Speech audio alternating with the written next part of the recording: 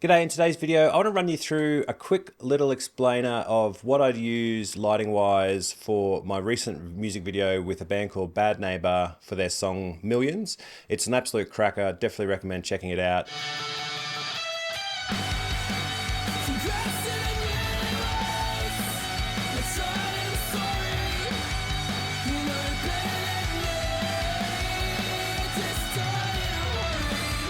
Now the film clip comes out soon, so I'll put a link in the description once that's out. But running through the lighting, we used all aperture lights except for one Godox. We used this Canon C400 in 6K raw light. I also had two shots that I used my R5C on the gimbal just so I didn't have to waste time rigging up the C400 in gimbal mode. So it was just kind of swap it out, do those shots and then carry on. One of my favorite things about this project is the lighting, and Matty Porter suggested this location, and when I went and checked it out, I was absolutely stoked because it was exactly what I wanted. And I'd been texting Richard Boniface about some kind of ideas for lighting, and once I'd seen that space and those ideas, I knew exactly what I wanted to do. So I came home, scribbled up a bit of a lighting diagram, and we were able to execute that on the day. So here we have the key light. It was a 600D with the Fresnel going through, I'm pretty sure it was the Halo Frost in the 8x. I also had the F22 just putting a little bit of blue edge on the Singer there. Then you come over, we had a 300D going through the smaller of the spots, and that was just giving like a nice hard edge to the band at the front. Had my Godox panel light just giving some blue to that kind of ceiling above with that staircase, so that it was a nice little blue kind of hue going up there. We had the 4-foot tubes at the back and the 2-foot tubes just in front of that. Up the back here we had the 600D with the Fresnel as the rear light as high as we could do it.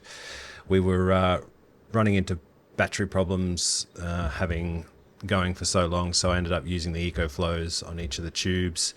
This was the other 300D with the spotlight giving us the other side edge, and that was kind of hitting the drummer as well. Then we had the 60D with a gel, just giving it a bit more blue edge.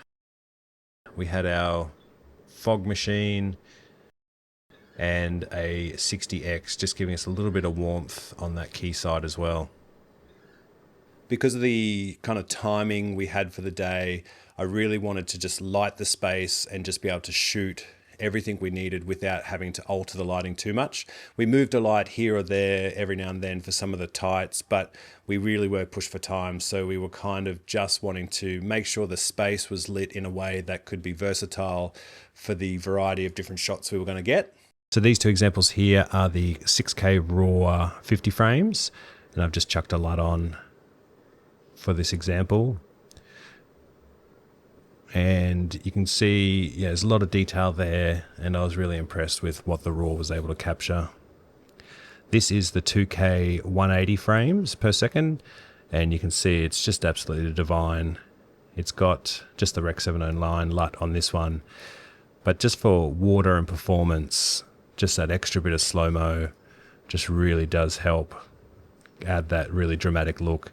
Now with the actual edit, I didn't use any slow-mo, but I just sped this stuff up to 25 frames and used the bits and pieces where possible. So you'll see it when you watch the film clip in full, how there isn't actually any slow-mo. I just didn't want to come in and out of slow-mo for this particular project.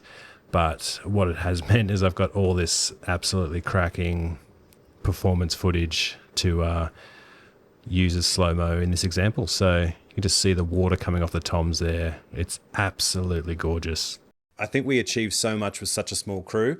We had Maddie doing the water and art department. We had Angus, Sam, and Ewan doing lighting with me. And from 5 of us to achieve this, I'm pretty pumped. I'm really impressed with the Canon C400. I've got no faults. You know, I was happy grading the footage. The blacks were fine. Yeah, I did use a little bit of denoise for some of the car scenes because I underexposed those. But realistically, that ability to drop down to 2K and shoot at 180 frames is an absolute cracker. Like, that's just such gorgeous footage. The lenses that I used predominantly throughout was the 50mm 1.2 EF version, and also the 35mm, I think it's 1.4 EF as well. And then I would have thrown on the 85, I think it's 1.4 or 1.2 EF as well. So I just kind of used those 3 primes to grab most of the footage throughout. I just wanted that kind of nice shallow depth of field where possible. So let me know in the comments what you think about the footage and the lighting.